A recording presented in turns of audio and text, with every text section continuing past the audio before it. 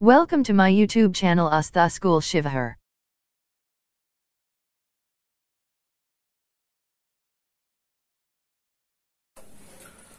बच्चों, अब हम लोग स्टैंडर्ड 6 के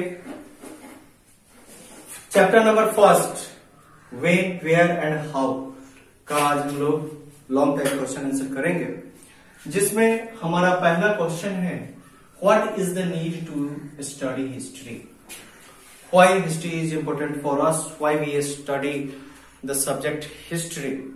बच्चों, इसके बारे में इस क्वेश्चन आंसर के दरमियान हम लोगों ने बहुत सारी चीजों पे चर्चा भी किया था कि क्यों इतिहास हमारे लिए महत्वपूर्ण है।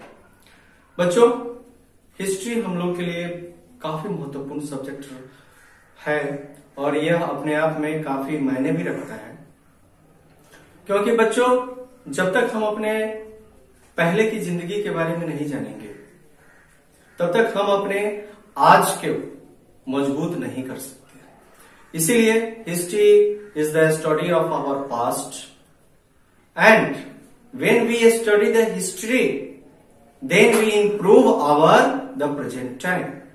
हम इतिहास जानेंगे तभी अपने आप को आज की तारीख में मजबूत कर सकते हैं। तो बच्चों, इसका जो आंसर है, studying history is important because it allows us to understand our past, which is in turn allows us to understand our present।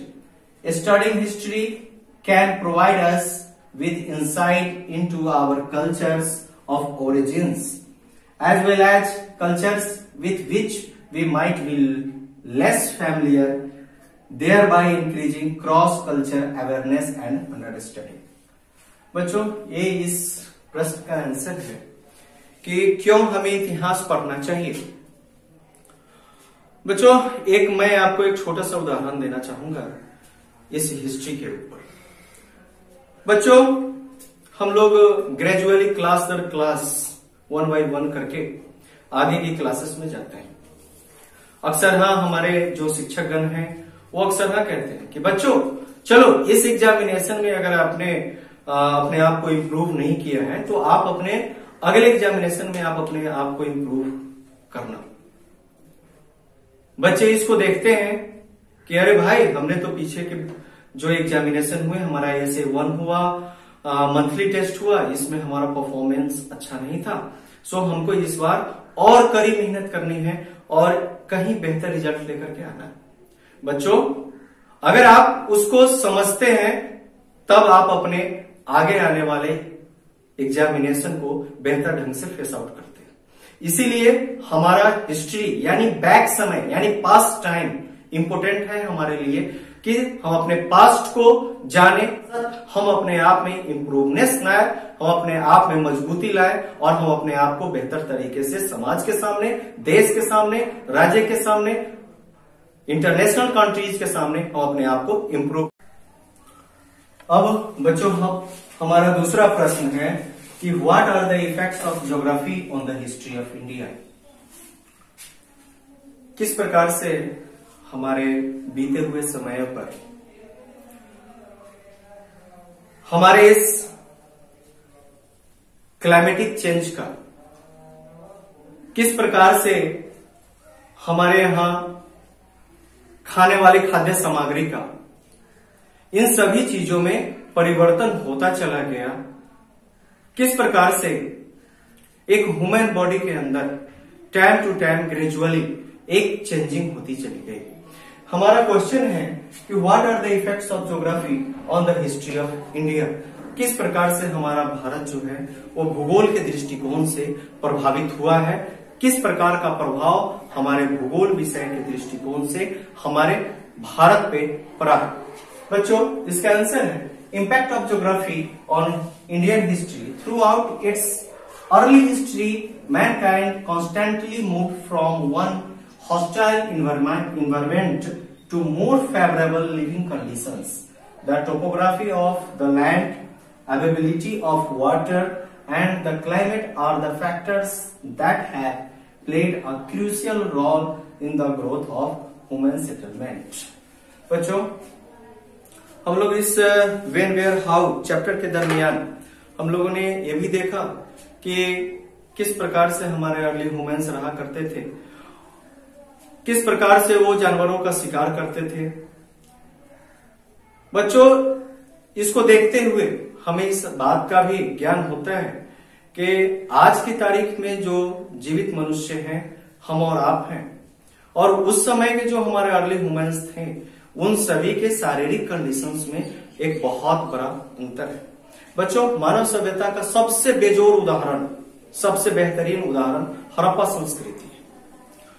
उसमें हमने ये देखा कि किस प्रकार से हमारे अर्ली ह्यूमंस हमारे आज के तारीख के इंसान से किस प्रकार मोर इंटेलिजेंट थे।